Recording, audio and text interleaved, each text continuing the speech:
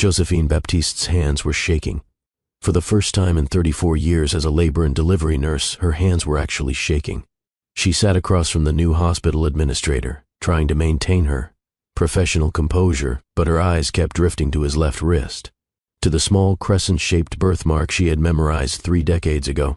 The man behind the desk leaned forward, his gray-green eyes studying her with an intensity that made her breath catch. "I know who you are," he said quietly. Josie's heart stopped. "Mr. Holland, I don't know what you mean." "Yes, you do." Garrett Holland's voice was gentle but firm. "My grandmother left me letters before she died. Letters about the night I was born, about the nurse who held me when I had no one else, about the woman who spent 30 years watching me grow up through photographs, about the person who created a scholarship fund in my mother's name and changed hundreds of lives." He paused, his eyes glistening. "You're Josephine Baptiste, and 30 years ago, during the worst snowstorm Philadelphia had ever seen, you delivered me. You saved my life. And you promised me I wouldn't be alone." The room spun around Josie. 30 years of carefully maintained distance, of secret connection, of unspoken promises, all crashing down in a single moment. Have you ever come face to face with someone whose first breath you witnessed? Have you ever held a secret so big it became part of your bones, woven into every choice you made, every path you chose? Have you ever looked into the eyes of a grown man and seen the tiny, fragile infant you pulled from his dying mother's womb? Josephine Baptiste thought she had left baby boy Holland in 1994. She was wrong, because now he was sitting across from her, no longer helpless, no longer an orphan, but a successful man who had come looking for answers. A man who was now her boss. A man who knew everything. What happened next would prove that some connections transcend time, that some promises echo across decades, and that the smallest acts of love can create legacies that change the world. If you believe in destiny, in the power of kept promises, in the idea that we're all connected in ways we can't see, then stay with me. Because this story will restore your faith in humanity. It will make you believe in miracles again, and it might just change the way you see every single person who has ever served you, cared for you, or shown you kindness when you needed it most. Hit that like button right now if you're ready for a story that will stay with you long after this video ends. Drop a comment and tell me, do you believe some people come into our lives for a reason? Because by the time we're done here, you'll have your answer. This is the story of a nurse who made a promise, a baby who became a man, and a secret that connected them across 30 years. This is the story of what happens when past and present collide in the most unexpected, most beautiful way possible. Let me take you back to where it all started. Josephine Baptiste had seen over 3,000 babies enter the world during her 34 years at Mercy Grace Hospital. She remembered very few of their names. The work was sacred, yes, but it was also relentless. Baby after baby, mother after mother, each one a universe of hope and pain and joy and fear. You couldn't hold on to all of them. You'd break under the weight of it. But she remembered every single detail of the night she delivered baby boy Holland. It was a Tuesday morning when the summons came. February in Philadelphia, 2024, exactly 30 years after that night. Josie was finishing up paperwork at the nurses' station on the 2nd floor, the labor and delivery wing she had called home for more than 3 decades. At 58, she was the most senior nurse at Mercy Grace, the one everyone came to with difficult questions, the one mothers requested by name. Miss Baptiste, the young nurse's aide Tasha, approached with wide eyes. "The new hospital administrator wants to see you. Today, 2 p.m. sharp." Josie looked up from her charts. Her hands, though showing the first signs of arthritis, were still steady, still capable.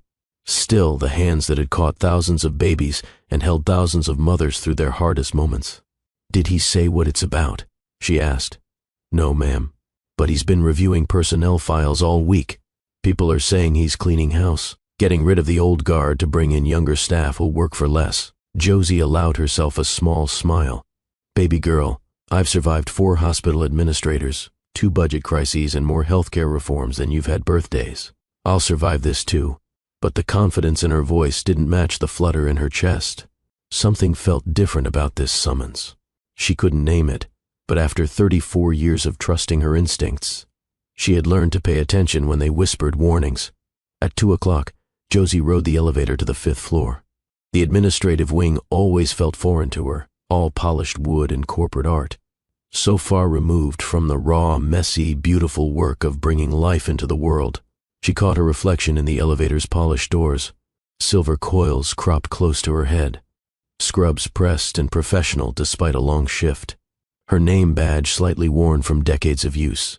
She looked exactly like what she was, a woman who had dedicated her entire adult life to a singular purpose. The elevator doors opened with a soft chime. Miss Baptiste. The administrator's assistant, a young man with an eager smile, stood from his desk. "You can go right in." Josie knocked once, firmly, and entered. The man behind the desk stood with his back to her, looking out at the Philadelphia skyline. He was tall, well over 6 feet, with broad shoulders that filled out an expensive suit. There was something familiar in his posture, in the way he held himself, but Josie couldn't place it. Then he turned around. The world tilted. "Dr. Washington, we need you." Wait, no, that was a different story, a different time. This was now. This was real. This was the face she had seen only once before, covered in vernix and blood, tiny and perfect and fighting for every breath. "Miss Baptiste." The man extended his hand, his voice warm and professional. "Thank you for coming.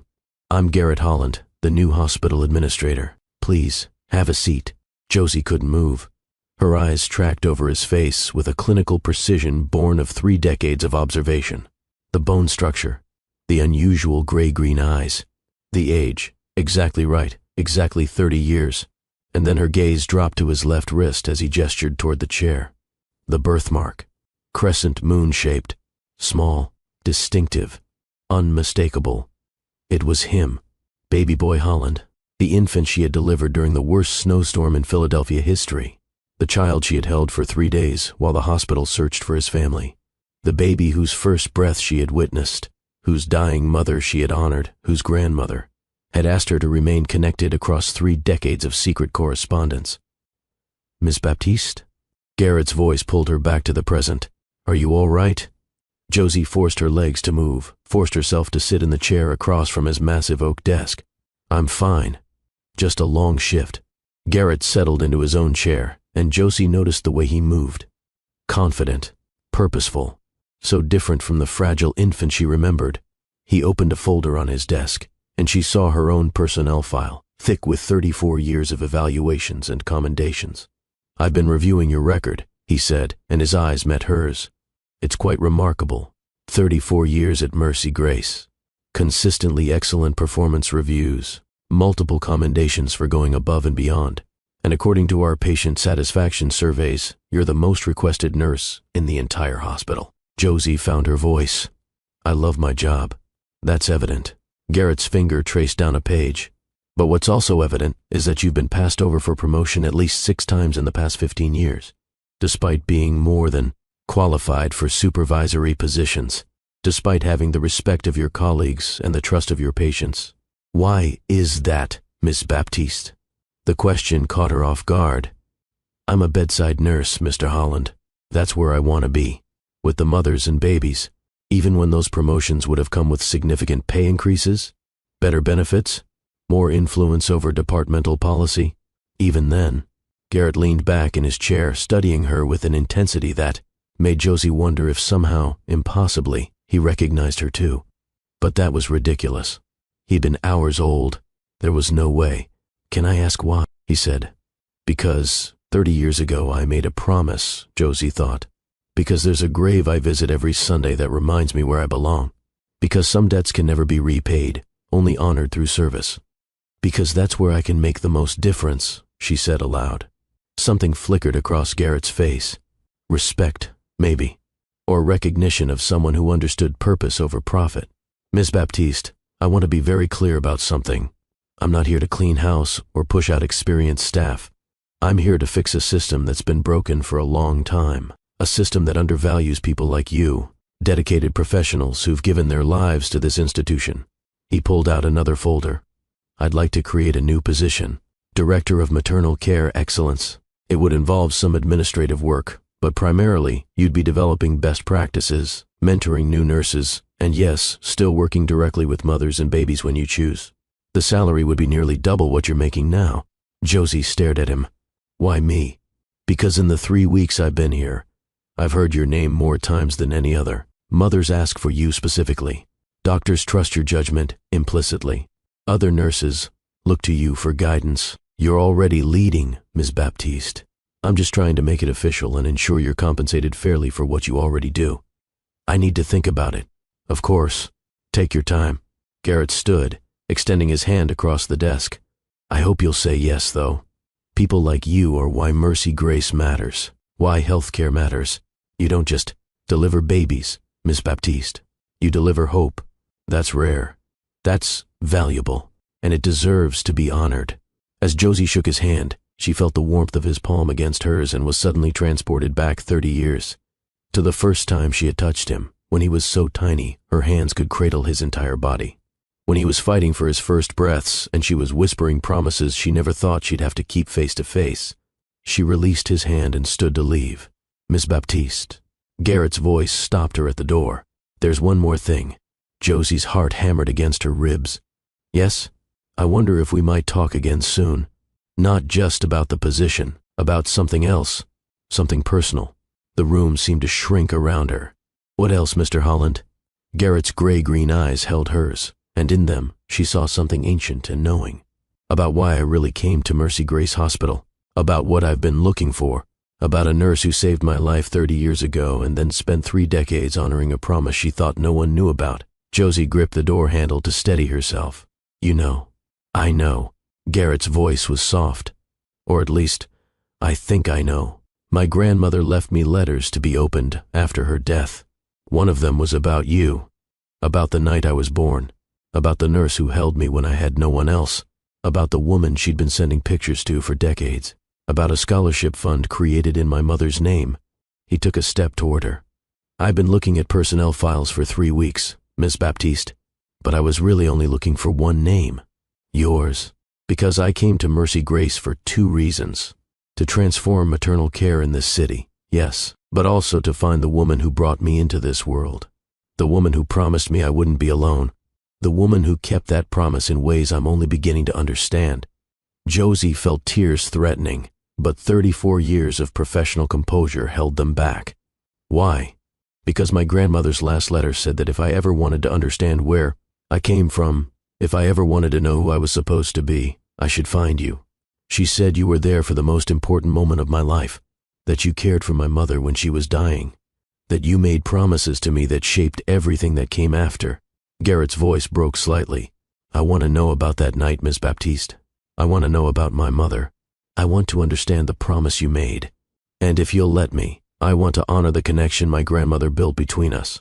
Because for 5 years now since she died, I've been alone, and I think maybe I don't have to be. I think maybe family isn't just about blood. Maybe it's about promises kept and lives honored and people who choose to care when they don't have to. Josie closed her eyes. When she opened them again, she had made a decision. Not here, she said quietly. Not in this office. If we're going to talk about that night, about your mother, about everything, we do it properly. Away from work, away from titles and positions and professional boundaries. Tomorrow? Garrett asked hopefully. Tomorrow.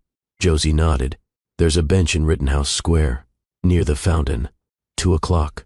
I'll be there. Josie left the office, walked to the elevator, rode it down to the 2nd floor, made it all the way to the staff bathroom before the tears came. 30 years. 30 years of carrying this secret, of honoring a promise, of watching a baby grow. Into a boy, into a man through photographs sent like messages from another world. And now he knew. Now he wanted to talk. Now he wanted connection. Josie looked at herself in the mirror, saw the silver hair and the lines around her eyes, saw the name badge that read Josephine Baptiste, RN, saw the woman who had chosen service over everything else, over marriage, over her own children, over any conventional definition of family. And she wondered if maybe, just maybe, that choice was about to make sense in a way she had never imagined. That evening, Josie sat in her small apartment in West Philadelphia. It was modest, neat, filled with the comfortable clutter of a long life, lived simply. But in her bedroom closet, hidden on the top shelf behind extra blankets, was a photo album she had kept for 30 years. She pulled it down now, settling into her armchair with a cup of tea going cold beside her. The first photograph was of a 6-month-old baby with a toothless grin. Written on the back in elegant script was a single line. Garrett, 6 months. Growing strong. Thank you. CH. Constance Holland. Josie turned the pages slowly, watching Garrett age. 2 years old, covered in birthday cake. 5 years old, first day of kindergarten with a backpack nearly as big as he was. 10 years old, missing his 2 front teeth, holding a soccer trophy. 16, gangly and awkward in a school uniform. 25, graduating from business school, his face serious and proud. Every milestone, every achievement, sent to her like dispatches from a life she had helped begin but could never be part of. Except she had been part of it, hadn't she? In this strange, secret way. Constance Holland had made sure of that. Every year on Garrett's birthday, a photograph would arrive, and tucked inside the envelope would be a check. A substantial check, with a note that simply said, for the scholarship fund. The scholarship fund that had been Josie's idea, born from grief and a desperate need to make Bethany Holland's death mean something more than tragedy. Josie's phone buzzed, startling her from her memories. A text from Pearl Watkins, her best friend, and the head of obstetrics at Mercy Grace. Girl, what happened with the new administrator? You okay? Josie stared at the message, unsure how to answer. How could she explain that her entire world had just shifted on its axis? That the baby she had delivered 30 years ago was now her boss? That he knew about the secret connection? That tomorrow she would tell him about the night his mother died and he was born?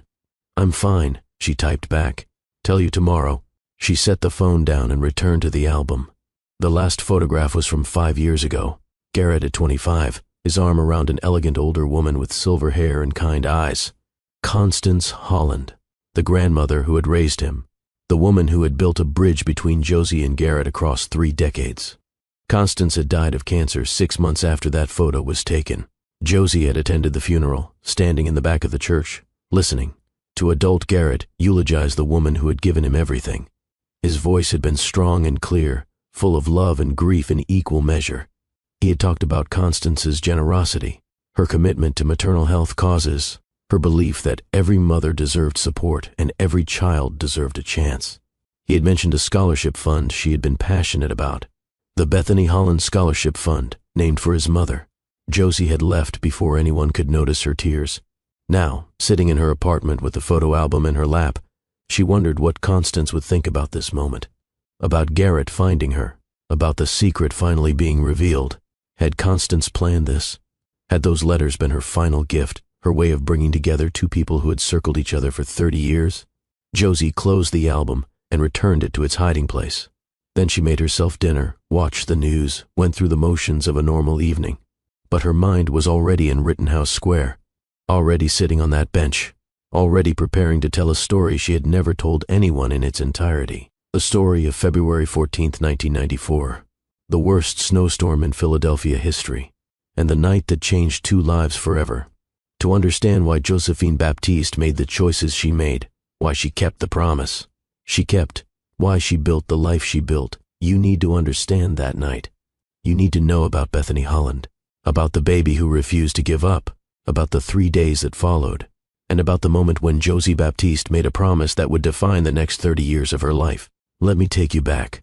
February 14th, 1994, Valentine's Day.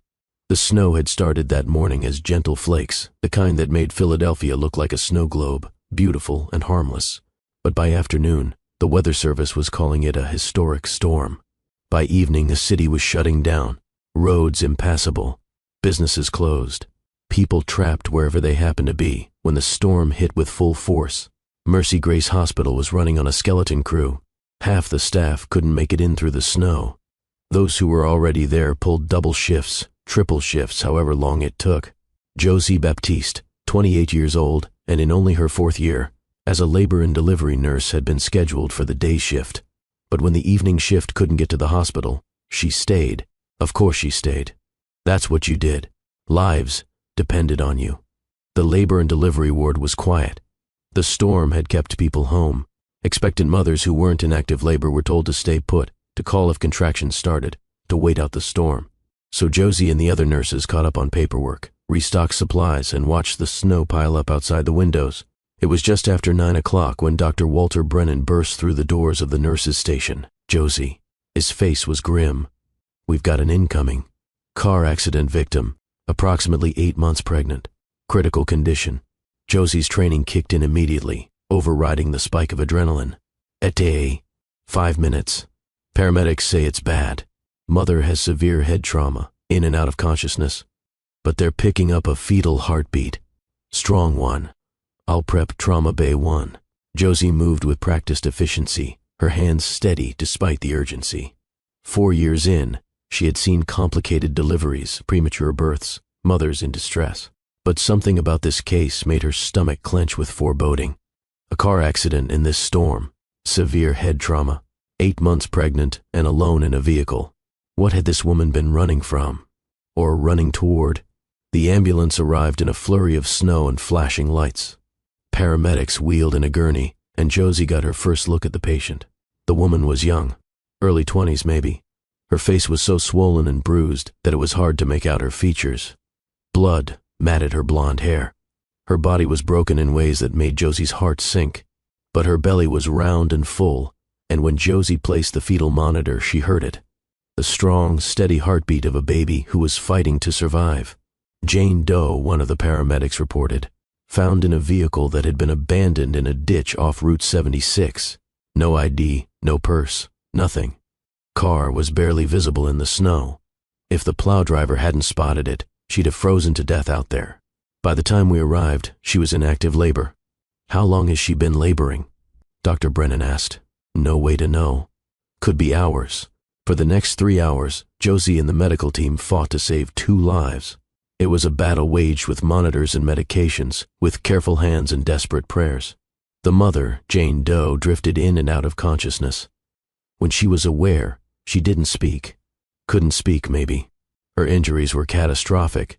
Severe head trauma, internal bleeding, broken ribs, a shattered pelvis. But through it all, that baby's heartbeat persisted. Strong and steady, a drumbeat of pure will to survive. She's crashing, Dr. Brennan said quietly as the monitors began their ominous decline. Blood pressure dropping, breathing irregular. We're losing her. The baby? Josie asked. Still strong. We need to get that baby out now. Emergency C-section was called. The team moved with controlled urgency, every person knowing their role, every hand steady despite the stakes. Josie positioned herself to receive the infant, her arms ready, her heart pounding. Dr. Brennan made the incision, reached into the dying woman's womb, and pulled out a tiny, perfect baby boy. It's a boy, Josie said, her voice thick with emotion. She took the infant, cleared his airways with quick, practiced movements, and waited for the sound that would mean he had made it. The baby's first cry filled the trauma bay. Lusty and strong, alive, fighting. 5 pounds, 3 ounces, Josie announced, even as tears streamed down her face behind her surgical mask. Apgar scores good. He's breathing on his own. But even as she worked to stabilize the infant, she heard the sound she had been dreading. The long, flat tone of the cardiac monitor. The mother, Jane Doe, was gone. Time of death, 11:47 p.m., Dr. Brennan said quietly. Josie held the baby boy against her chest, feeling his tiny heart beating against her own. He was warm and alive and perfect, and he was completely alone in the world. She wept, for the mother who had fought so hard to bring him safely into the world, for the baby who would never know her face or hear her voice, for the tragedy of a life lost on Valentine's Day, a day that was supposed to be about love. Josie, Dr. Brennan's hand was gentle on her shoulder. You did everything you could. We all did. He's alone, Josie whispered. He came into this world completely alone. Not completely. He had you. For the next 48 hours, while the hospital tried to identify Jane Doe and figure out what to do with baby boy Doe, Josie barely left the nursery. She fed him every 3 hours, changed his tiny diapers, rocked him when he cried, sang to him when he slept. She memorized every detail of his face, the shock of dark hair, the unusual gray-green eyes that would flutter open and seem to look right into her soul, the tiny birthmark on his left wrist shaped like a crescent moon. He was beautiful, perfect, and with every hour that passed, Josie fell more in love with this tiny human who had already fought so hard to survive. Other nurses noticed. Pearl Watkins, who was then a resident, pulled Josie aside on the second day. Girl, you need to get some rest. You've been here for 48 hours straight. "I can't leave him," Josie said simply. "He's not your baby." "I know, but he's someone's baby. His mother died trying to bring him into this world. The least I can do is make sure he knows he's loved." Pearl's expression softened. "They'll find his family. Someone will come for him." "And what if they don't?" Josie looked through the nursery window at the tiny infant sleeping peacefully in his bassinet. "What if he has no one? What happens to him then?" "Foster care, probably. Then adoption. He's a healthy newborn. He'll be placed quickly." But Josie couldn't shake the feeling that this baby was hers to protect, that the promise she had whispered to him in the delivery room, that he wouldn't be alone, was one she was meant to keep. On the third day, a woman arrived at the hospital. She was elegant and composed, wearing a designer coat that probably cost more than Josie made in a month. Her silver hair was perfectly styled. Diamond earrings caught the fluorescent lights.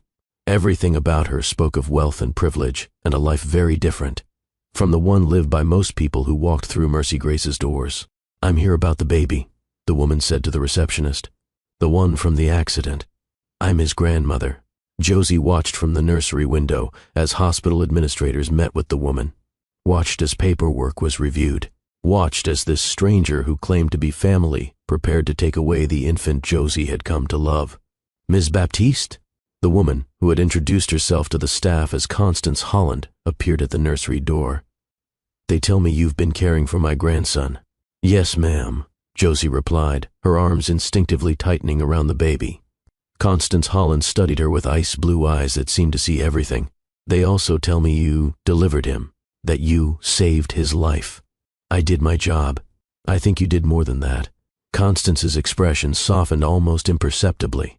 "May I hold him?" Josie reluctantly handed over the baby, watching carefully as Constance took him with the awkward stiffness of someone unaccustomed to infants. The woman looked down at the tiny face, and her composure cracked. Tears filled her eyes. "He looks like her," Constance said quietly. "Like my daughter. My Bethany. The mother was your daughter?" Josie asked gently. Constance nodded, unable to speak for a moment. When she finally found her voice, it was thick with grief. Her name was Bethany Holland. She was 22 years old. She ran away 6 months ago. We'd had a fight about her boyfriend, about the baby's father. He was no good. Involved in drugs. Dangerous. I told her she couldn't see him anymore, that she needed to come home and let us take care of her and the baby properly. She ran away because of that? She was young and in love, and she thought I was trying to control her life. Constance's voice broke. I was only trying to protect her. And now she's gone, and this baby, my grandson, is all I have left of her. Josie felt her heart break for this woman's loss, for the baby's loss, for all the loss that seemed to permeate that cold February night. "What will you name him?" Josie asked. "Garrett." It was Bethany's choice. She told me once, before we stopped speaking, that if she had a son, she'd name him Garrett. Constance looked up at Josie. "Would you like to be present when I sign the birth certificate? You've been more of a mother to him these past 3 days than anyone." And so Josie Baptiste stood beside Constance Holland as she officially named the baby Garrett Thomas Holland, gave him her last name, and began the process of taking him home to a life of privilege and opportunity that his mother had tried to run from. "Mrs. Holland," Josie said as they prepared to leave, "may I ask you something?" "Of course." Constance hesitated, then said something that would change both their lives. "Would you be willing to see him occasionally? To let me bring him for visits? You're the only connection he has to his first days of life, to the person who saved him. I think that matters. I think he should know you." Josie's heart leaped, but she forced herself to think practically. "I'm not sure that's appropriate. I'm just his nurse. You're the person who promised him he wouldn't be alone." "I heard you." Constance's eyes held hers. "The day after he was born, I stood outside the nursery window. I watched you hold him. I heard you singing to him, telling him stories about how brave his mother was, promising him that he was loved and wanted, and that everything would be okay. That's when I knew I could take him home, because you'd already shown me how to love him." Josie felt tears streaming down her face. "I just wanted him to know he mattered. He does matter, and so do you. Please, I'm not asking you to be his nanny or his godmother, just someone who remembers, someone who was there, someone who cared when he had no one else."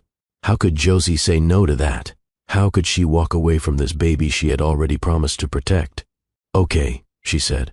"I'll stay connected. However you think is best." Constance smiled, the first real smile Josie had seen from her. "Thank you, Miss Baptiste. You've given me more than you know." As Constance Holland left Mercy Grace Hospital with baby Garrett bundled against the February cold, Josie stood at the nursery window and watched them go. She had no way of knowing then that this was not an ending but a beginning, that Constance would keep her word in ways more profound than either of them could have imagined, that the promise Josie had made to a newborn would shape the next 30 years of her life. All she knew in that moment was that her arms felt empty, her heart felt bruised, and the world felt a little darker without that baby boy in it. But she had work to do. Other mothers needed her. Other babies waited to be born. So Josie Baptiste did what she always did. She washed her face, straightened her scrubs, and went back to work.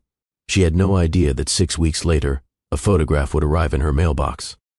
The first photograph came on April 1st. Josie thought it was a joke at first, some kind of odd prank. The envelope was expensive, cream-colored linen paper with her name and address written in elegant script. No return address. Inside was a single photograph of a 2-month-old baby with gray-green eyes and a toothless grin. On the back, in that same elegant script, were 5 words. Garrett, 2 months. Thank you. CH. Josie stared at that photograph for an hour. She had no idea what to make of it. Why would Constance Holland send her a picture of Garrett? What did it mean? Was this the beginning of the visits Constance had mentioned, or something else entirely? 3 weeks later, another envelope arrived. This time it contained not just a photograph, but also a check, made out to Josephine Baptiste, for $5,000. The memo line read simply, "For the scholarship." What scholarship? Josie called Mercy Grace's administrative office, thinking perhaps there had been some mistake. But the administrator who answered had news that made everything click into place. "Miss Baptiste, we were just about to contact you.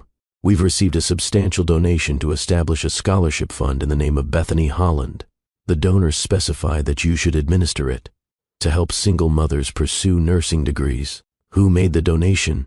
The Constance Holland Foundation. $50,000 to start, with annual contributions to follow. Josie sat down hard in her kitchen chair. Constance Holland had not only remembered her offhand comment about wanting to honor Bethany's memory, she had turned it into reality, created a scholarship fund, made Josie the administrator, given her the resources to help mothers like Bethany, young women who needed a chance, who needed someone to believe in them. That night, Josie sat at her kitchen table and wrote the criteria for the Bethany Holland Scholarship. It would go to single mothers who wanted to pursue nursing degrees, women who were struggling, financially but rich in determination, women who needed not just money but validation, the message that someone believed in them and their dreams. The first recipient was Rochelle Patterson. She was 18 years old with a 6-month-old daughter, working 2 jobs and barely keeping her head above water. But she had applied to nursing school, had been accepted, had no idea how she would pay for it. Josie interviewed her personally.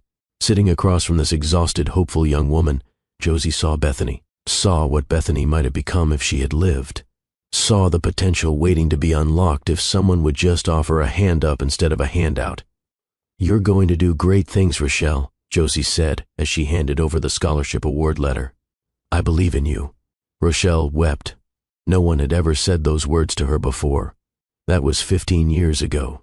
Rochelle Patterson was now a successful nurse at Jefferson Hospital.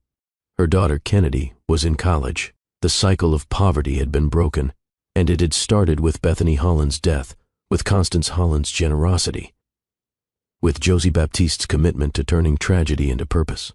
Over the next 30 years, the pattern continued. Every few months, a photograph of Garrett would arrive. Josie watched him grow through these frozen moments. 6 months, grinning and happy. 1 year, taking his first steps. 2 years, covered in birthday cake. 5 years, starting kindergarten with a backpack almost bigger than he was. 10 years, holding a soccer trophy and missing his 2 front teeth. Every milestone arrived in her mailbox like a gift, and every year on Garrett's birthday, February 14th, a check would arrive. For the scholarship fund. Always substantial, always with the same simple note. "Thank you." Josie never contacted Constance, never asked for more information or tried to arrange visits. The photographs felt like a sacred trust, a private connection that existed outside normal boundaries. She was being allowed to watch this child grow, being given the gift of knowing that he was thriving. That was enough. Or, so she told herself. In truth, those photographs became the centerpiece of her life. She kept them in a hidden album, looked at them when she was lonely, traced her finger over Garrett's changing face and imagined what he was like. Was he kind? Was he smart? Did he know how much his mother had loved him? Did he understand that his life had been purchased at the cost of hers? The scholarship fund grew, from 1 recipient to 5 to 10 to 20, 43 women over 30 years. Some became nurses like Rochelle. Others finished their degrees and went into other fields. But all of them had been given a chance. All of them had heard the same words Josie had spoken to Rochelle. I believe in you. All of them were Bethany's legacy. Josie's own life remained simple. She never married, never had children of her own. Her colleagues asked sometimes, and she would smile and say she was married to her work. It wasn't quite true, but it wasn't quite false either. She had made a choice, to honor a promise through service, to build a legacy through other people's children, to find meaning not in what she possessed, but in what she gave. She was happy, mostly. There were lonely nights, yes. Moments when she wondered what it would have been like to have a family of her own. But then she would deliver another baby, hold another new mother's hand, write another scholarship check, and the purpose would settle back into her bones. This was her calling. This was enough. 5 years ago, that all shifted. The photograph that arrived showed Garrett at 25, graduation day from business school. He wore a cap and gown and stood next to an elegant older woman. Constance, silver-haired and smiling, her arm around her grandson, pride radiating from every pixel.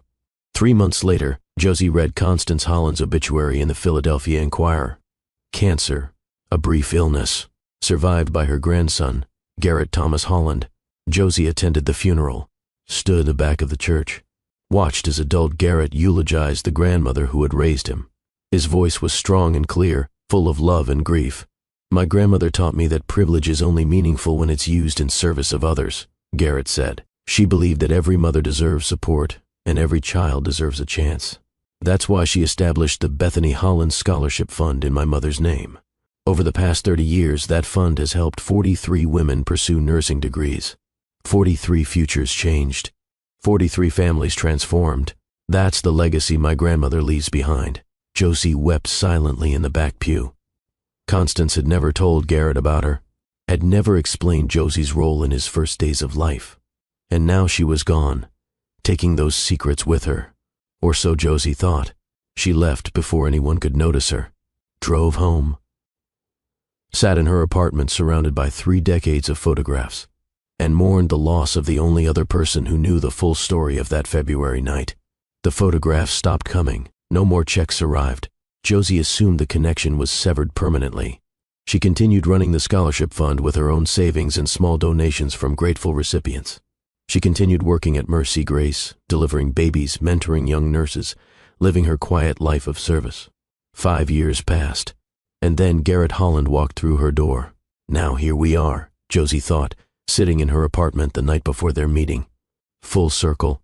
The baby I delivered is my boss. The secret I kept is known. The promise I made is about to be tested in ways I never imagined. She pulled out the photo album one more time, looked at baby Garrett's face, traced her finger over the image of his crescent moon birthmark.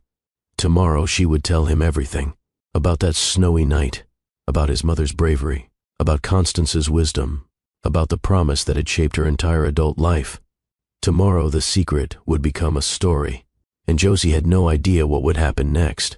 But she knew one thing with absolute certainty. Some connections transcend time. Some promises echo across decades. And some acts of love, small and quiet, and made in the darkness of a winter night, can change the world in ways you'll never fully see, until suddenly, miraculously, you do. Are you still with me?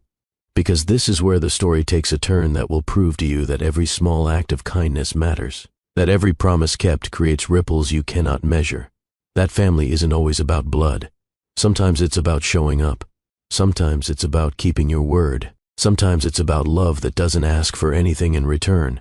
Hit that subscribe button for Love and Twilights with Dr. Phillips right now, because you're going to want to see where this goes. You're going to want to know what happens when Josie and Garrett sit down tomorrow, when she tells him the whole truth, when he asks the questions he's been carrying for 30 years. Drop a comment and tell me, what promise have you kept that changed your life? What small act of kindness did you offer that turned into something bigger than you imagined? Share your story. Let's build a community of people who understand that we're all connected, that our actions matter, that love, real love, is about service and sacrifice and showing up even when no one's watching. Because that's what Josephine Baptiste did. She showed up. For 30 years, she showed up. And now, finally, she's about to understand why. The next day arrived cold and bright. Josie dressed carefully, choosing civilian clothes instead of her usual scrubs. A simple sweater and slacks, small gold earrings, the pearl necklace her mother had given her decades ago. She looked at herself in the mirror and barely recognized the woman staring back. When had she gotten so old? When had the silver completely overtaken the black in her hair? But her eyes were the same, still clear, still seeing, still carrying 3 decades of memories. At 1:45, Josie left her apartment and walked to Rittenhouse Square. The park was beautiful in late February, still holding on to winter but beginning to dream of spring. She found the bench near the fountain, the one she had specified, and sat down to wait. Garrett arrived exactly at 2 o'clock. He had changed from his administrative suit into jeans and a sweater, looking younger, more vulnerable. He carried 2 paper cups of coffee. "I wasn't sure how you'd take it," he said, handing her one. "So I got cream and sugar on the side. Black is fine. Thank you." They sat in silence for a moment, 2 people connected by history but separated by everything else. Age, race, class, experience. Strangers who were also intimately known to each other. "Thank you for meeting me," Garrett said finally. "I know this is strange, probably uncomfortable, maybe even unwanted." "It's not unwanted," Josie said quietly. "Just unexpected. I never thought you'd know about me, about any of it. My grandmother was very intentional about what she told me and what she didn't." Garrett stared at his coffee cup. "Growing up, I knew the basic facts. My mother died giving birth to me. My grandmother raised me. My father was not in the picture and wasn't worth discussing. That was it. The whole story in 3 sentences. When did that change? When my grandmother got sick. She knew she was dying. She had about 3 months from diagnosis to the end. And during that time, she wrote letters. Dozens of them. Instructions for her estate, advice for my future, memories she wanted preserved." He looked up at Josie. 3 of those letters were about you. 3. The first one told me your name. Josephine Baptiste, the nurse who delivered me at Mercy Grace Hospital during a snowstorm. The woman who cared for me for 3 days before my grandmother could claim me. The person who promised me I wouldn't be alone. What did the second letter say?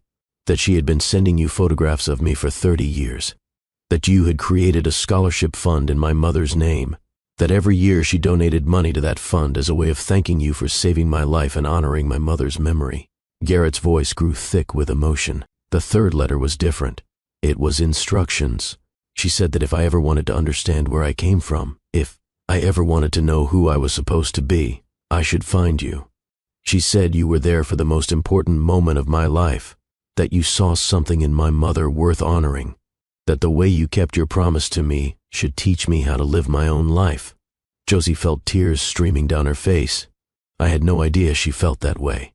She also said something else, that she had been selfish keeping us apart, that she had wanted to protect me from complicated emotions and questions she didn't know how to answer, but that you deserved to know the man I became, and I deserved to know the woman who brought me into the world. That's why you came to Mercy Grace." Garrett nodded. "When the hospital administrator position opened up, I saw it as fate, a chance to transform maternal care in the city where I was born, but also a chance to find you, to finally hear the whole story, to understand my beginning." He turned to face her fully. "Will you tell me all of it? Not the sanitized version, the real story, what my mother was like, what that night was like, why you made the promise you made, everything." And so Josie Baptiste told Garrett Holland about the night he was born. She started at the beginning, with the snowstorm and the car accident and the broken young woman who arrived at Mercy Grace with no identification and a baby fighting to be born. She described his mother's injuries in clinical detail, holding nothing back. She explained the 3-hour battle to save both lives and the moment when it became clear they could only save one. She told him about the emergency C-section, about pulling him from his dying mother's womb, about his first cry, strong and lusty, a declaration of life in the face of death, about the flat line of the cardiac monitor as his mother's heart stopped beating. Your mother died at 11:47 p.m. on February 14, 1994, Josie said, but she didn't die in vain. She fought with everything she had to bring you safely into this world. Dr. Brennan said he had never seen anything like it. Her injuries were catastrophic. By all medical logic, she should have died long before we got her to the hospital. But she held on. She stayed alive through sheer force of will because you needed her to. She sacrificed herself for me. Yes, that's exactly what she did. And I wanted you to know that, to understand that your life was purchased at tremendous cost. Your mother loved you before she ever met you. Loved you enough to die for you. Garrett was silent for a long moment, tears streaming down his face. He didn't bother to wipe them away. I wish I could have known her, he said finally. Even for a moment. Even just to say thank you. You did know her in a way. Josie's voice was gentle. You knew her in the womb.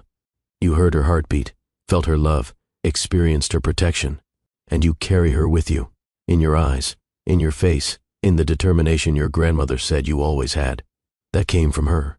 That fighting spirit, that refusal to give up. That's Bethany Holland living on in you. Tell me about the 3 days after. Why did you stay with me? Josie smiled at the memory. Because the moment I held you, I fell in love. It's that simple and that complicated. You were this tiny, perfect human who had already been through so much. You were alone. Your mother was dead, and no one knew who she was or if you had any family. I couldn't just walk away. I couldn't let you be alone. So I stayed. I fed you every 3 hours, changed your diapers, rocked you when you cried, sang to you when you slept. I memorized every detail of your face, the gray-green eyes, the dark hair, the birthmark on your wrist. Garrett instinctively touched the crescent moon on his left wrist. I remember thinking that birthmark looked like a blessing, Josie continued, like the universe had marked you as special. Someone who would do important things. Someone who mattered. What did you sing to me? Old hymns, mostly. Songs my grandmother sang to me when I was young. Amazing Grace. His Eye is on the Sparrow. Blessed Assurance. Songs about being loved and protected and never being alone. Is that when you made the promise? That I wouldn't be alone? Josie nodded. It was the second night. You were sleeping in my arms in the nursery. It was about 3 a.m, and the hospital was so quiet. Just the two of us and the sound of the monitors. And I looked down at your face and I said, I promise you won't be alone. I promise someone will love you. I promise your mother's sacrifice will mean something. She paused, the memory still fresh after 30 years. I had no idea how I would keep that promise. I was 28 years old, single, building a career. I couldn't adopt you. I couldn't be your mother. But I meant it. I meant every word. And then your grandmother arrived. Tell me about that. About when she found me. Josie described Constance Holland's arrival. The elegant woman so clearly from a different world. The grief she carried when she learned her daughter was dead. The awkwardness with which she held her grandson for the first time. The story of Bethany running away, of the fight over the boyfriend, of Constance's guilt at driving her daughter into the arms of a dangerous man. She loved you immediately, Josie said. But she was terrified. She had no idea how to care for an infant. She was from a generation and a class where babies were raised by nannies and nurses. But she was determined to do right by you, to be what you needed. That's when she asked me to stay connected. She said she wanted you to know the person who had been there at the beginning, who had saved your life, who had cared for you when you had no one else. And you agreed. How could I not? I had already promised you that you wouldn't be alone. Your grandmother was giving me a way to keep that promise. So I said yes. I thought maybe she would bring you for visits a few times a year, that I would get to see you occasionally and know that you were okay. Instead, Josie's voice grew soft with wonder. She sent me your life in photographs. Every milestone, every achievement. For 30 years. It was the most unexpected, most generous gift anyone has ever given me. She also gave you the scholarship fund. That was her idea, really. I had mentioned in passing that I wished there was a way to honor your mother's memory.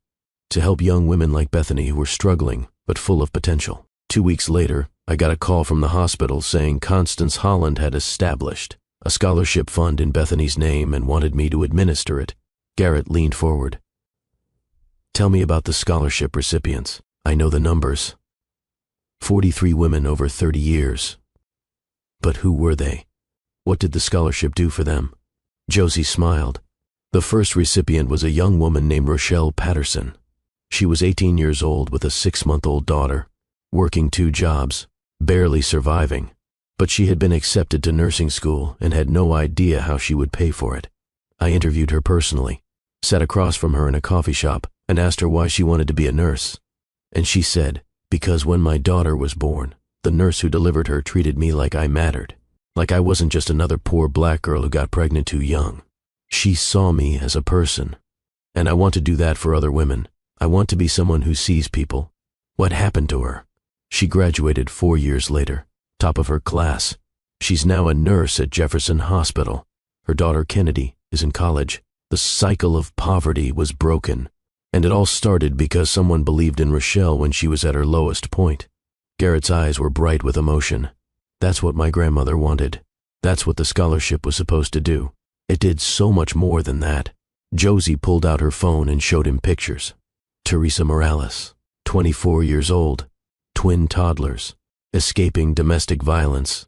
The scholarship gave her a path to independence. She's now running a clinic for underserved communities. Her twins are both in college on academic scholarships. Janelle Washington, 30 years old, 3 kids. Her husband was killed in an accident. She was drowning in grief and debt. The scholarship didn't just pay for school. It gave her hope. She's now a pediatric nurse specialist, teaching her children about resilience and service. Story after story, life after life. Each one a ripple spreading out from Bethany Holland's death. Each one proof that tragedy could be transformed into purpose. Garrett was openly weeping now. My mother's life mattered. Even though it was so short, even though she made mistakes, she mattered. Because of what you did. Because of what my grandmother did. Because of this. Your mother's life mattered because she brought you into the world, Josie said firmly. Everything else is just us trying to honor that sacrifice. Trying to make sure her death meant something more than tragedy. They sat in silence for a while, watching people walk through the park. Parents with strollers, elderly couples holding hands, students studying on benches, life continuing all around them, everyone carrying their own stories, their own connections, their own invisible threads linking them to the past. Can I ask you something personal? Garrett said finally. Of course. Why didn't you ever get married?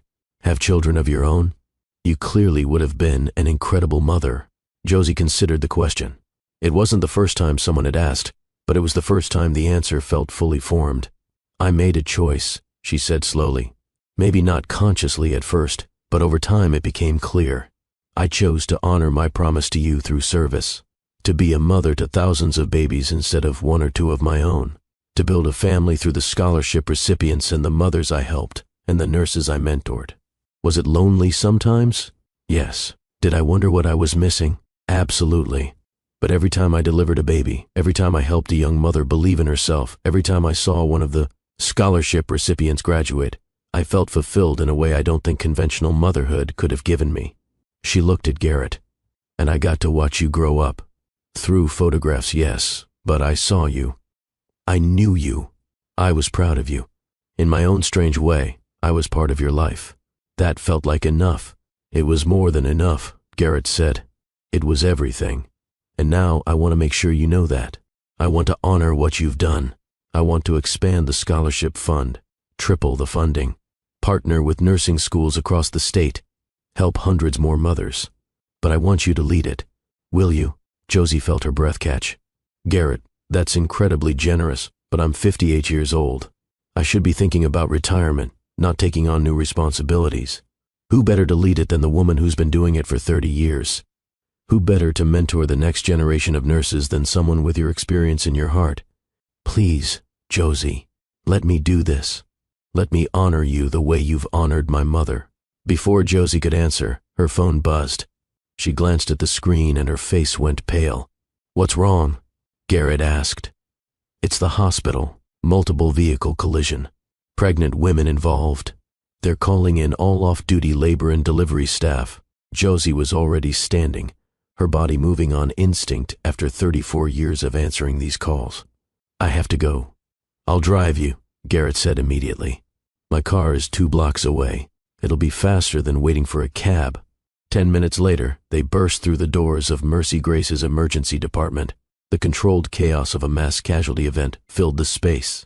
3 trauma bays occupied, fetal monitors beeping frantically, doctors shouting orders, nurses moving with practiced urgency. Josie, thank God. Dr. Pearl Watkins grabbed her arm.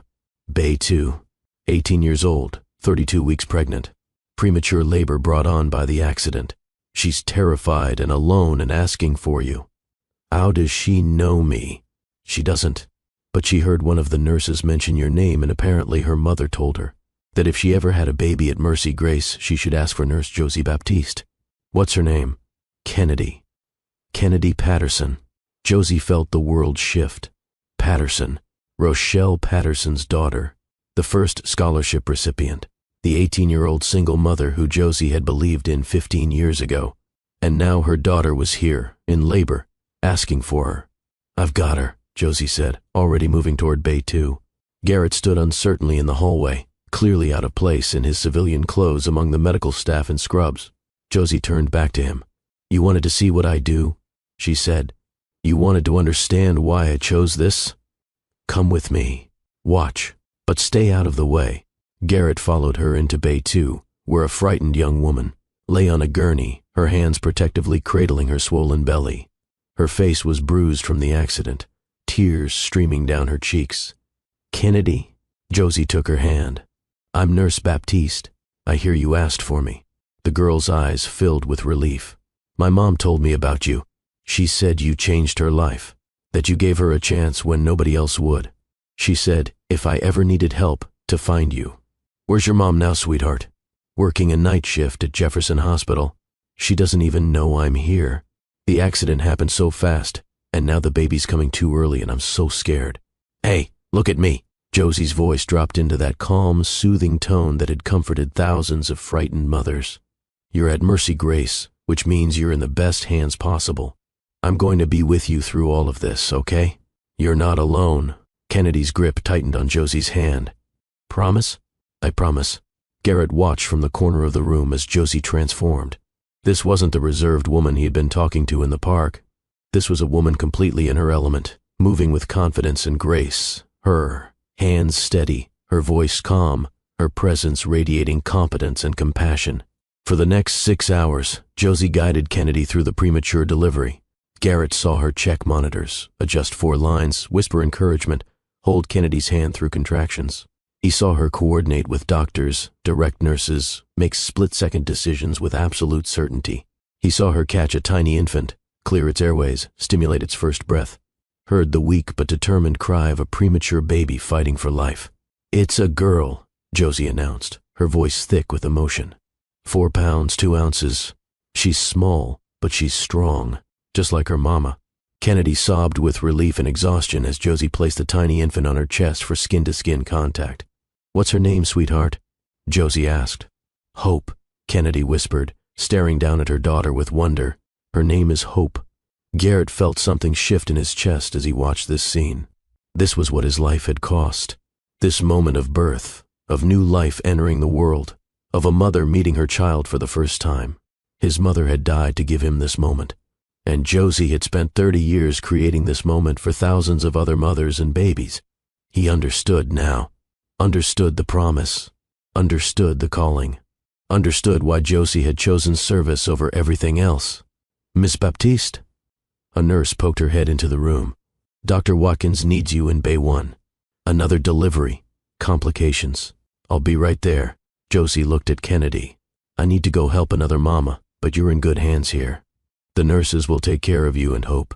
Your mom is on her way. I called her myself. Thank you, Kennedy breathed. Thank you for everything. Josie started to leave, then paused at the door where Garrett stood. This is what I do, she said quietly. This is why I couldn't walk away. Every single one of these mothers, every single one of these babies, they're Bethany. They're you. and I get to make sure they're not alone.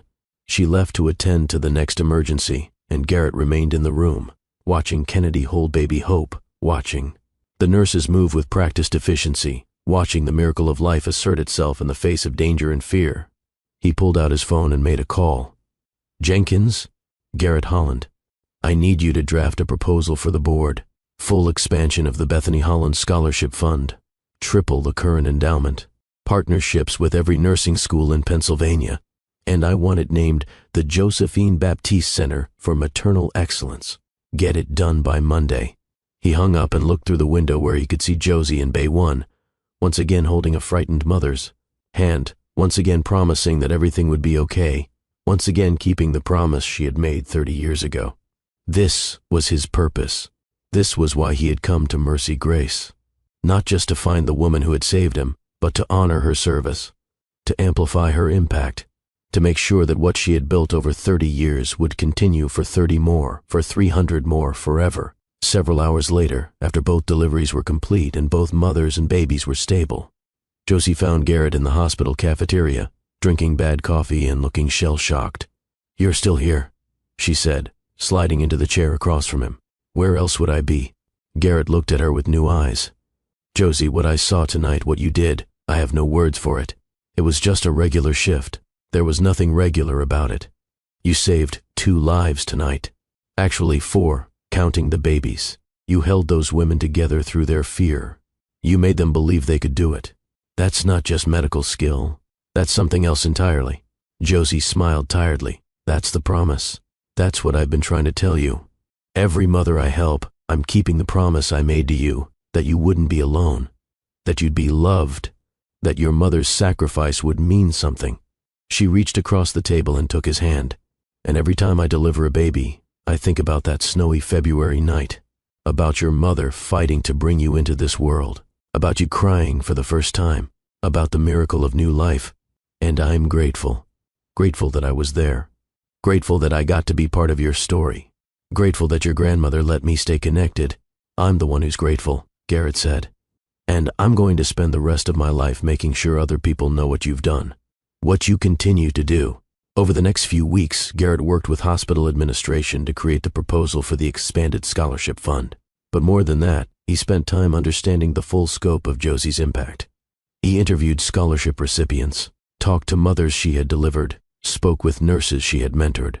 Every conversation revealed the same thing.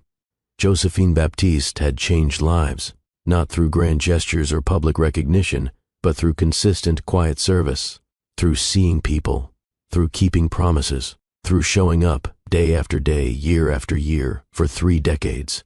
He also spent time getting to know her, not as the administrator and the nurse, but as 2 people connected by history and purpose. They had dinner once a week, talked about everything: his childhood with Constance, her years building the scholarship fund, his vision for maternal care, her dreams for what the program could become. And slowly, carefully, they built what Constance had wanted them to have all along: family, not through blood, but through choice, through shared purpose, through the understanding that they were both honoring the same woman, the same sacrifice, the same promise. 3 months after their first conversation in Rittenhouse Square, the hospital held a press conference to announce the expansion of the Bethany Holland Scholarship Fund and the creation of the Josephine Baptiste Center for Maternal Excellence. Josie stood at the podium, uncomfortable with the attention, but understanding its purpose. Beside her stood Garrett. Behind them were 43 scholarship recipients who had traveled from across the state to be present for this moment. 30 years ago, Josie began, a young woman named Bethany Holland died bringing her son into the world. It was the worst night of my life. Watching her fight so hard, knowing we couldn't save her, holding her newborn son, and trying to explain to him that his mother had loved him enough to die for him.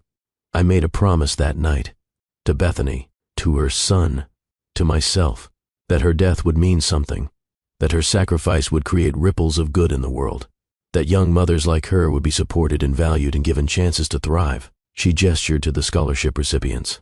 These 43 women represent that promise kept.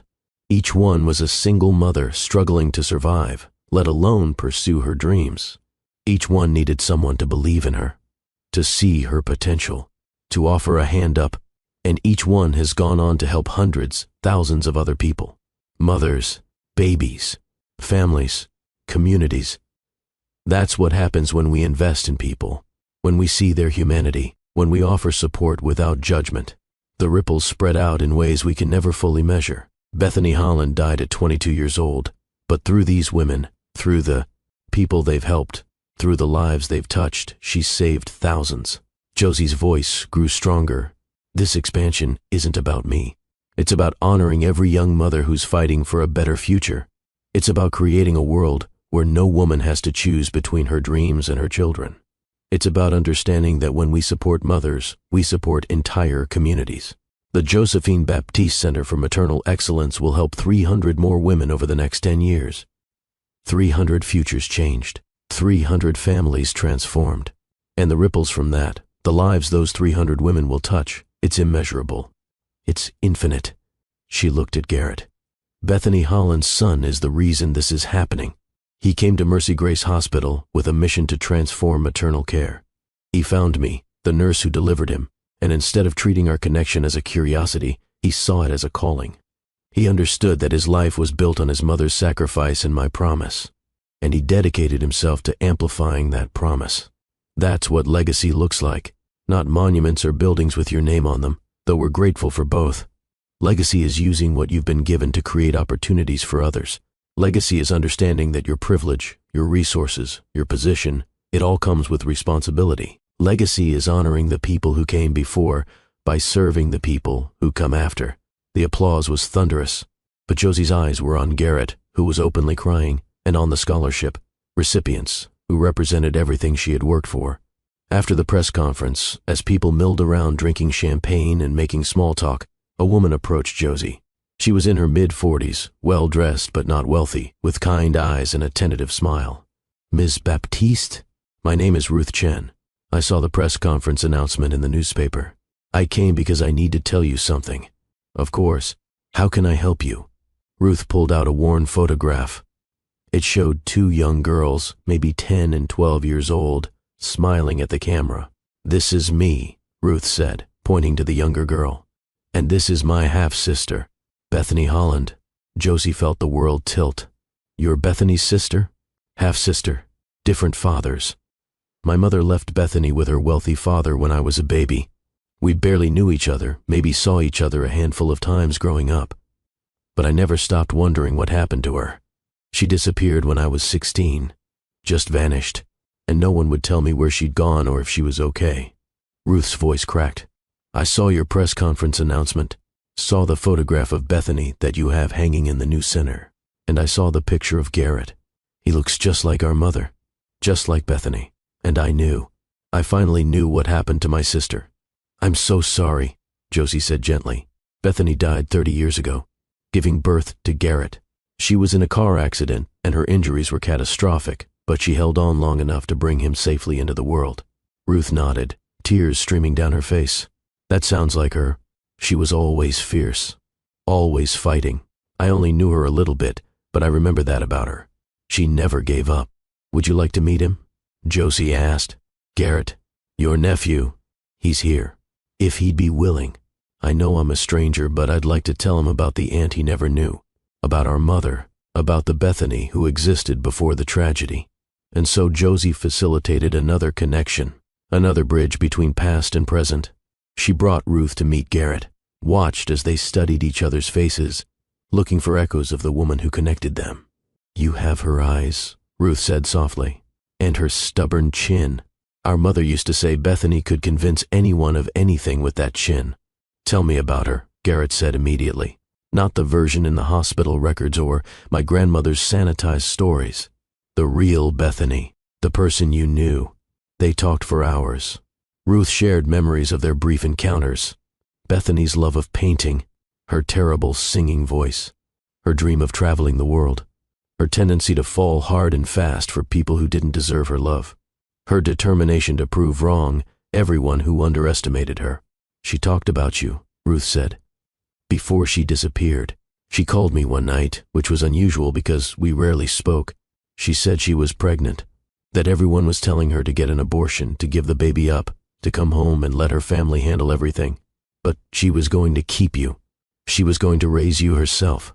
She was going to prove that she could be a good mother despite her mistakes. She died proving that, Garrett said. She gave everything she had to bring me into this world safely. That's the best kind of mother. Ruth stayed in Philadelphia for a week. During that time, she and Garrett built a relationship. She and Josie became friends, and together, the three of them visited Bethany's grave for the first time as a family. The headstone was simple: Bethany Holland, 1972 to 1994. Beloved daughter and mother. I wish I'd known her better, Ruth said, laying flowers on the grave. I wish we'd had the chance to really be sisters. You're honoring her now, Josie said, by being here, by sharing her memory, by helping Garrett understand where he came from. She would be so proud of you, Ruth told Garrett. Look at what you've become. Look at what you're doing. You're helping mothers just like her. Mothers who are struggling and scared and need someone to believe in them. That's exactly what she would have wanted. Over the following months, Ruth became part of their unconventional family. She helped with the scholarship fund, using her background in nonprofit management to expand its reach. She shared stories and photographs of Bethany that filled in gaps in Garrett's understanding of his mother. She and Josie became collaborators and friends, two women connected by their love for a young mother they had each known in different ways. The Josephine Baptiste Center for Maternal Excellence opened 6 months later, an entire renovated wing of Mercy Grace Hospital dedicated to supporting mothers and babies. State-of-the-art delivery rooms, comfortable recovery suites, spaces for new mothers to learn infant care, offices for lactation consultants and social workers and counselors, and at the center of it all, Josie's new office, spacious and filled with light. On the wall hung the only known photograph of Bethany Holland, young and vibrant and beautiful, her hand resting on her pregnant belly. This is yours, Garrett had said when he gave her the photograph. My grandmother left it for me, with a note saying it should hang in a place of honor. I can't think of anywhere more appropriate than here, in the center that bears her name, in the office of the woman who spent 3 decades honoring her memory. Josie hung that photograph where she would see it every day, a reminder of why she did this work, who she did it for, the unbreakable connection between past and present. The ribbon-cutting ceremony drew hundreds of people, politicians and hospital board members and former patients. But the moment that mattered most to Josie came afterward, when she stood in her office with the people who had become her family. Garrett and his fiancée Kennedy. Yes, the same Kennedy from that accident night. Their friendship had blossomed into love over the months following baby Hope's birth. They were planning a spring wedding. Ruth, who had relocated to Philadelphia to be closer to her nephew and to work full-time on the scholarship fund. Rochelle Patterson, Kennedy's mother, the first scholarship recipient, who had come full circle. Pearl Watkins, Josie's best friend and colleague of 30 years, and representatives from all 43 scholarship recipients, women, whose lives had been changed by Bethany's legacy and Josie's promise. This is what family looks like, Josie said, looking around the room. Not always connected by blood, but always connected by purpose, by love freely given and gratefully received, by promises kept and sacrifices honored. She looked at the photograph of Bethany on the wall. 30 years ago, I held your son and promised him he wouldn't be alone. I had no idea how to keep that promise. I just knew I had to try. And now look at this. Look at what your life, short as it was, has created. Hundreds of women helped. Thousands of families changed. A center dedicated to making sure no mother has to face her struggles alone. This is your legacy, Bethany. This is what your sacrifice built. Garrett put his arm around Josie. And this is your legacy too. Everything you've done, every mother you've helped, every promise you've kept, it ripples out forever. If you're still with me, if this story has touched your heart, I need you to do something right now. I need you to think about the Josephines in your life, the people who serve quietly, who keep their promises, who show up day after day without recognition or reward, the nurses and teachers and social workers and caregivers who make the world better through small, consistent acts of love. And I need you to honor them. Tell them you see them. Tell them their work matters. Tell them they're not invisible. Share this video with someone who needs to know that service matters. That promises kept across decades create legacies that change the world. That family isn't always about blood. Sometimes it's about showing up. Sometimes it's about keeping your word. Sometimes it's about love that asks for nothing in return. Subscribe to Love and Twilights with Dr. Phillips for more stories that will restore your faith in humanity. Stories about people who choose service over status, compassion over convenience, purpose over profit.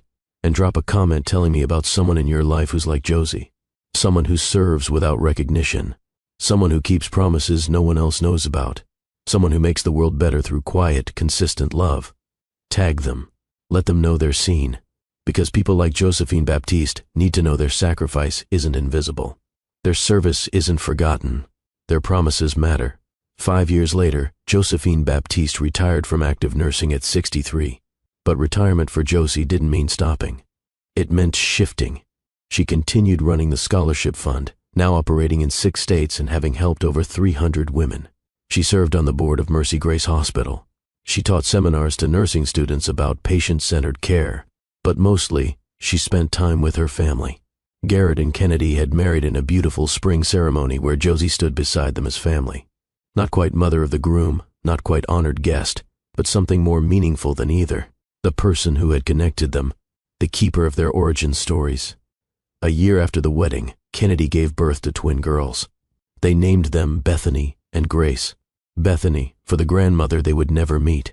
Grace, for the mercy that had brought their father into the world and their mother into their family. The twins were now 7 years old, brilliant and beautiful, with Garrett's gray-green eyes and Kennedy's warm smile. They called Josie Grandma, and she loved them with a fierceness that surprised her. These were the grandchildren she never thought she'd have, connected to her not by blood, but by promises kept and lives honored. "Grandma Josie, can we see the pictures again?" 7-year-old Bethany pulled on Josie's sleeve one Sunday afternoon. The pictures of Daddy when he was a baby. Josie settled into her rocking chair on the porch of her small house, the twins climbing into her lap. She pulled out her phone, scrolling to the digitized versions of the photographs Constance had sent over the years.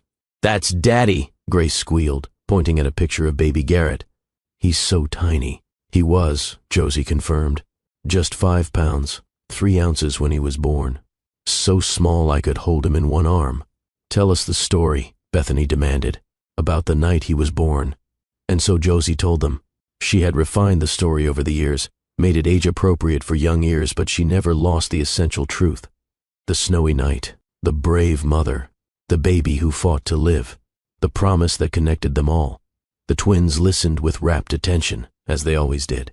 They had heard this story dozens of times, but it never got old. It was their family mythology, their origin story. The explanation for why their family looked the way it did, connected in unconventional but beautiful ways. "And our Grandma Bethany was really brave?" Grace asked. "The bravest," Josie confirmed. "She loved your daddy so much that she gave everything to make sure he was born safely. That's the strongest kind of love there is. And you promised Daddy he wouldn't be alone?" "I did. And I kept that promise. Every single day for 30 years. And now we're not alone either," Bethany said with the simple wisdom of children. "Because we have you and Daddy and Mama and Aunt Ruth and all the scholarship ladies and everyone." "That's exactly right, baby girl. None of us are alone. We're all connected. We're all family." Garrett appeared on the porch, Kennedy beside him, both of them smiling at the scene of Josie with their daughters. "Are they bothering you again?" Garrett asked. "Never," Josie said firmly. "They're my favorite visitors. Even better than the mayor who came by last week to give you that community service award. Especially better than the mayor." Kennedy scooped up the girls. "Come on, troublemakers. Let's let Grandma Josie rest. We can come back tomorrow." As they prepared to leave, Bethany turned back to Josie. "Grandma, when I grow up, I want to be a nurse like you. I want to help mamas and babies and make promises and keep them." Josie felt her throat close with emotion. "That's a beautiful dream, sweetheart. The world needs more people who keep their promises." After they left, Josie sat on her porch watching the sunset over Philadelphia. She thought about the path her life had taken, the choice she had made 34 years ago to dedicate herself to service, the promotions she had turned down, the conventional family she had never built, the loneliness she had sometimes felt, and she thought about what she had gained. Thousands of babies delivered safely, hundreds of mothers supported through their hardest moments, 300 scholarship recipients whose lives had been transformed, a center bearing her name that would continue the work long after she was gone. And this unconventional, beautiful family, Garrett, who had gone from the infant she delivered to the man who honored her service. Kennedy, who had connected to Josie through her mother's scholarship and was now raising the next generation to value service. The twins, who carried Bethany's name and Grace forward. Ruth, who had found her sister's legacy and chosen to be part of building on it. Her phone rang. The ringtone told her it was Ruth. "Josie, I just got an application for the scholarship fund that I think you should see personally. Single mother of a newborn, working 3 jobs, wants to be a nurse because the woman who delivered her baby made her feel like she mattered. What's her name? Destiny Williams. She's 19. And Josie, the nurse who delivered her baby and inspired her, that was you, 3 years ago. She remembers you specifically." Josie smiled. "Send me her information. I'll interview her myself next week. You're supposed to be retired. I'm retired from delivering babies. I'm not retired from keeping promises." After hanging up, Josie sat in the gathering darkness and thought about Destiny Williams. Another young mother who needed a chance. Another ripple spreading out from that February night 30 years ago. Another opportunity to keep the promise she had made to baby Garrett and to herself. Some people thought retirement meant stopping. For Josie, it meant finally having the time and resources to do the work she was called, to do without the constraints of hospital schedules and administrative obligations. The scholarship fund had taken on a life of its own. 300 recipients, and counting, each one helping dozens or hundreds more people. Nurses in hospitals and clinics and schools and community centers across 6 states, each one carrying forward the message that had been given to them. You matter, your dreams are valid, someone believes in you, and each one connected, whether they knew it or not, to a young woman named Bethany Holland, who had died 30 years ago on Valentine's Day, fighting to bring her son into the world. The next Sunday, Josie's unconventional family gathered at Bethany, as grave as they did every year on what would have been her birthday. Bethany Holland would have been 53 years old. Instead, she was forever 22, frozen in time, but her impact growing exponentially with each passing year. "I wish I'd known her," young Bethany said seriously, laying flowers on her namesake's headstone. "You do know her," Garrett replied, kneeling beside his daughter.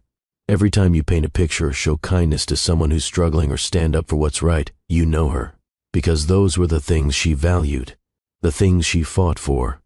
And she lives in all of us," Josie added. "In your father, who became everything she dreamed he would be. In me, because honoring her changed my entire life's direction. In every woman who received a scholarship in her name and went on to help other mothers and babies. Bethany's life was short, but its impact is infinite." Ruth placed her own flowers on the grave. "I barely knew my sister, but I know this.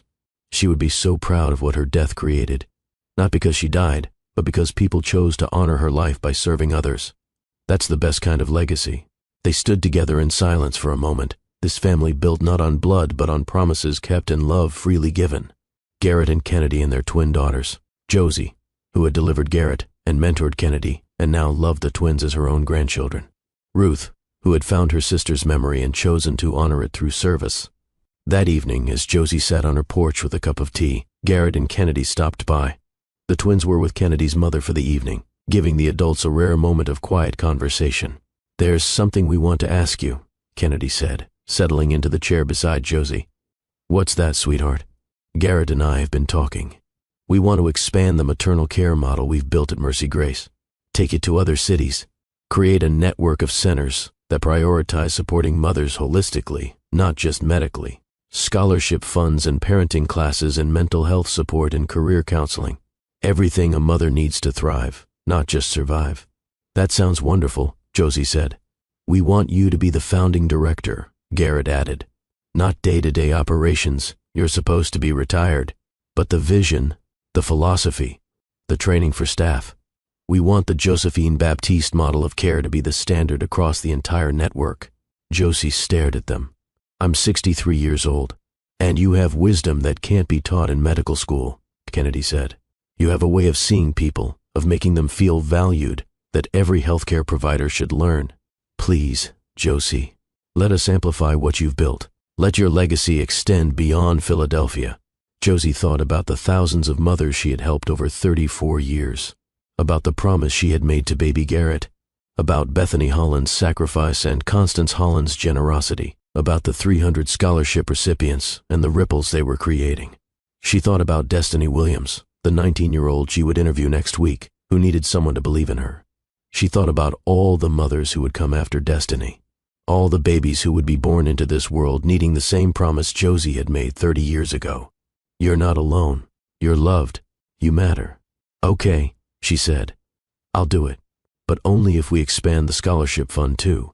A maternal care center in every city with a Bethany Holland Scholarship Fund attached to it. Supporting mothers to become healthcare providers themselves. Creating a pipeline of nurses who understand what it means to serve. Done, Garrett said immediately. We'll call it the Bethany Holland Institute for Maternal Health and Nursing Education. The Bethany Holland Institute launched 2 years later with centers planned for 5 cities and scholarship funds established in partnership with nursing schools across the country. The goal was ambitious: to change the culture of maternal health care, to support not just medical outcomes but whole person wellness, to invest in mothers as the key to healthy communities. Josie, now 65, found herself busier in retirement than she had been during her working years. She traveled to the new centers, training staff in what had come to be called the Baptiste method. See the person, not just the patient. Listen to their story, honor their experience, believe in their potential. She spoke at nursing schools, sharing the lessons of 37 years in labor and delivery. She wrote a book, The Promise, A Nurse's Journey from Grief to Grace, that became required reading in maternal health programs. But her favorite role was still interviewing scholarship applicants, sitting across from young mothers who reminded her of Bethany, of Rochelle, of all the women who just needed someone to believe in them. Hearing their stories, seeing their potential, offering them the chance that could change everything. One afternoon, 5 years into her retirement, Josie received a call from a number she didn't recognize. Ms. Baptiste? This is Destiny Williams. You gave me the Bethany Holland Scholarship 5 years ago. Of course I remember you, Destiny. How are you? I'm calling because I just graduated from nursing school, top of my class, and I wanted you to be the first person I told, because you're the reason I'm here. You believed in me when I didn't believe in myself. Josie felt the familiar warmth of purpose fulfilled. I'm so proud of you, Destiny. Where will you be working? That's the other reason I'm calling. The Bethany Holland Institute just opened a center in Atlanta. They offered me a position in their labor and delivery department. I want to be like you, Miss Baptiste. I want to make other young mothers feel the way you made me feel, like I mattered, like I had potential, like someone cared. After hanging up, Josie sat in her office at the original center in Philadelphia looking at Bethany's photograph on the wall and marveled at the mathematics of love. One death, one promise, one commitment to service, spreading out like ripples on a pond. 37 years of showing up, 300 and counting scholarship recipients, thousands of mothers helped, tens of thousands of babies delivered, and each one of those people touching more people who touched more people in an endless cascade of connection and care. Bethany Holland died at 22 years old, but through Josie's promise and Constance's generosity and Garrett's leadership and the 300 women who carried the torch forward, she had touched more lives than most people who lived to be 100. That was the power of service, the multiplication factor of love freely given. That evening, Josie's family gathered for their weekly Sunday dinner. It had become a sacred ritual over the past decade. Garrett and Kennedy and the twins, now 12 years old. Ruth, who had become like a sister to Josie. Rochelle Patterson, the first scholarship recipient, and her daughter Kennedy. Pearl Watkins, Josie's oldest friend, and increasingly, other scholarship recipients who were in Philadelphia and wanted to connect with the woman who had changed their lives. Tonight, 6 former recipients joined them, sharing stories of their work, their families, their dreams for the future. Ms. Baptiste, one of them said, a woman named Tamara, who now ran a birthing center in Pittsburgh. I need to tell you something. Last month I delivered a baby to a 16-year-old girl.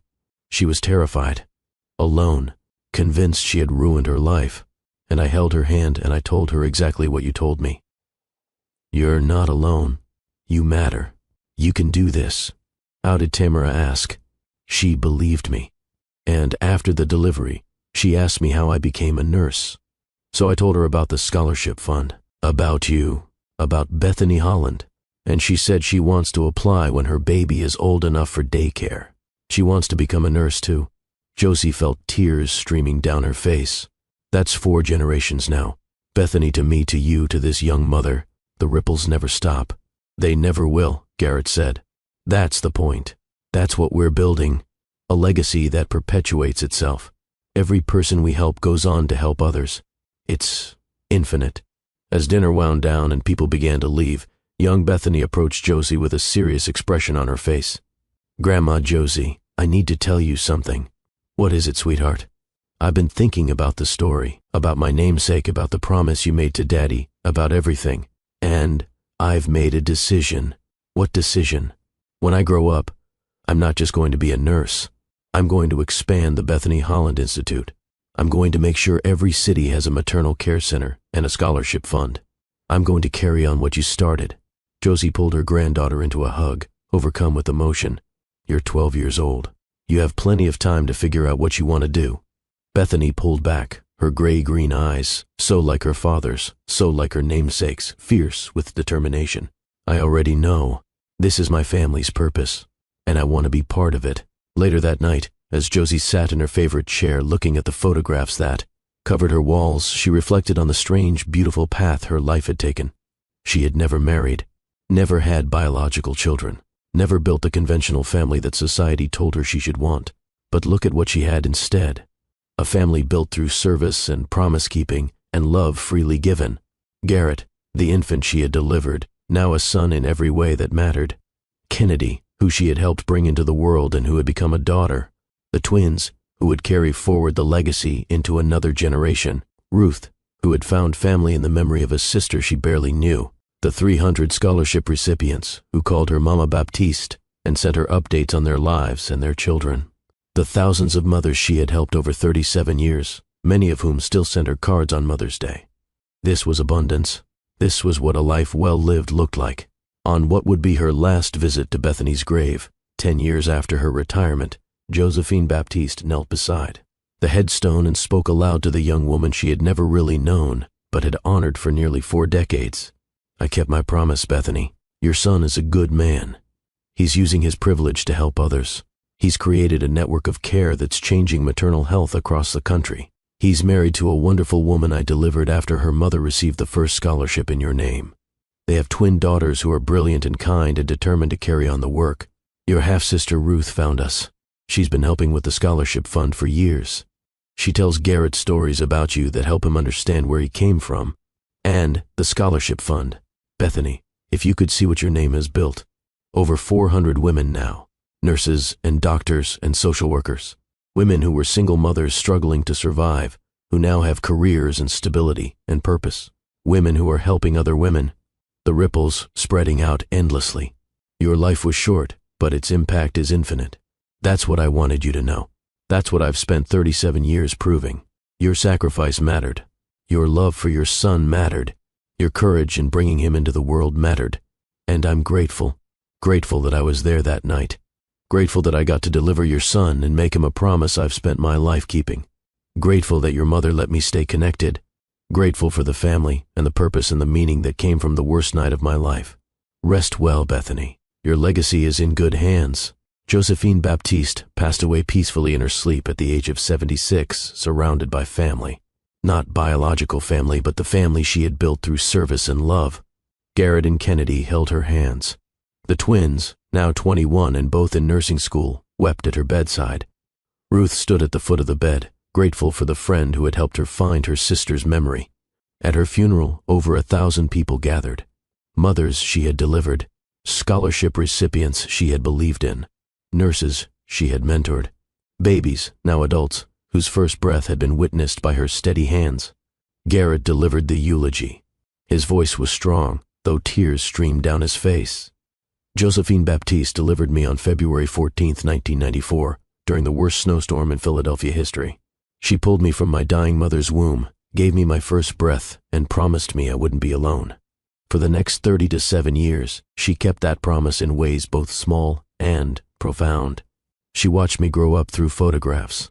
She created a scholarship fund in my mother's name. She dedicated her life to making sure other mothers and babies received the care and support they deserved. She saw people. She kept promises. She showed up. When I found her 30 years after she delivered me, she didn't treat our reunion as a curiosity. She treated it as a calling. She helped me understand my purpose, to use my resources and privilege to amplify the work she had been doing quietly for decades. Together, we built the Bethany Holland Institute for Maternal Health and Nursing Education. Centers in 23 cities now, over 400 scholarship recipients, thousands of mothers and babies served. And the ripples keep spreading. Josie never wanted recognition. She turned down awards and media attention. She didn't do this work for glory or gratitude. She did it because she had made a promise, and Josephine Baptiste kept her promises. His voice broke. She was my nurse, my mentor, my friend, my family. She was the person who taught me what service looks like, what love looks like when it asks for nothing in return, what legacy looks like when it's built on promises kept and people honored. The world is better because Josephine Baptiste was in it, infinitely better, because she didn't just help people. She helped people help people, and those people helped more people. Forever. Bethany and Grace, the twins, stood to speak next. They shared memories of their grandmother Josie, the stories she told, the lessons she taught, the love she showed, and they made a commitment there at her funeral, witnessed by 1,000 people.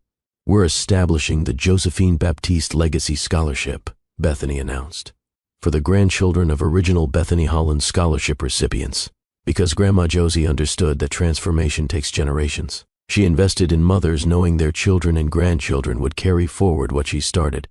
We're going to make sure they have support too. This is our promise to her, Grace added, to keep the work going, to see people, to honor stories, to never let anyone feel alone. That's what she did for our father. That's what she did for hundreds of women. That's what we'll do in her name. They buried Josephine Baptiste next to Bethany Holland, two women who had never really known each other in life, connected, in death by the promise that had linked them for 37 years. The headstone read simply, Josephine Baptiste, 1966 to 2042. She kept her promises. And next to Bethany's headstone, they placed a plaque. Here lie two women whose lives intertwined on a snowy February night. One gave her life bringing her son into the world. The other dedicated her life to honoring that sacrifice. Together, they changed thousands of lives. Their legacy continues. 10 years after Josie's death, the Bethany Holland Institute operated in all 50 states. The scholarship fund had helped over 2,000 women. Garrett, now in his 50s, had stepped back from day-to-day operations to focus on policy work, advocating for federal support for maternal health initiatives. His daughters, Bethany and Grace, both became nurses as they had promised. Bethany specialized in labor and delivery, following directly in Josie's footsteps. Grace became a nurse educator, training the next generation in the Baptiste method of patient-centered care. And Kennedy, who had started as a teenage mother in crisis, now served as the executive director of the entire Bethany Holland Institute, overseeing a budget of hundreds of millions of dollars and a staff of thousands. The ripples continued. Scholarship recipients had children who became nurses, who had children who became advocates, on in an endless cascade of service inspired by one promise made on one February night. At the 20-year anniversary celebration of the Bethany Holland Institute, they unveiled a statue in the courtyard of the original Philadelphia Center. It depicted a nurse holding a newborn, the infant's tiny hand wrapped around her finger. The plaque read, "The Promise, in honor of Josephine Baptiste and all who serve." Grace, now 31 and herself a mother of two, stood before the crowd gathered for the unveiling. My grandmother Josie used to say that we're all connected by invisible threads. The people we help go on to help others. The promises we keep ripple out forever. The small acts of love we offer in dark moments create legacies we can never fully measure. This institute, these scholarships, this network of care, it all started with one nurse making one promise to one baby on one terrible, beautiful night. She promised he wouldn't be alone, and she kept that promise not just for him, but for thousands. That's what service looks like. Not grand gestures or public recognition, but showing up day after day, year after year, keeping your word, seeing people, honoring their stories, believing in their potential. She looked directly at the camera broadcasting the event. If you're watching this, you have a choice. You can go through life focused only on your own success, your own comfort, your own family, or you can understand that we're all connected, that your service to others ripples out in ways you'll never see. that the promises you keep today create legacies that last for generations. Be like Josie. See people. Keep your promises. Show up. The world needs more of that kind of love.